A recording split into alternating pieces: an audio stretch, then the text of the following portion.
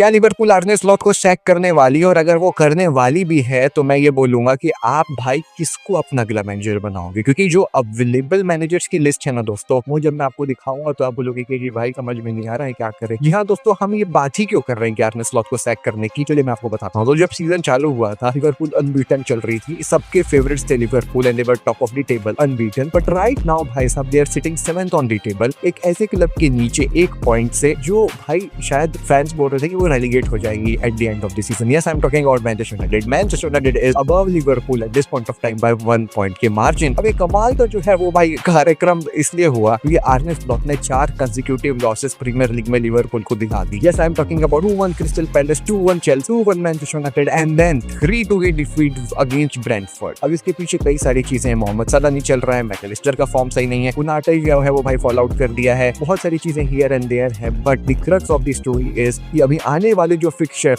Liverpool के लिए आर्ने slot के लिए रखे गए हैं वो काफी ज्यादा टफ है दोस्तों। आने वाले फिक्चर्स में है Crystal Palace at home, Aston Villa at home and then भाई big Real Madrid at home, और उसके बाद अब मैन सिटी को खेलने जाओगे अवे।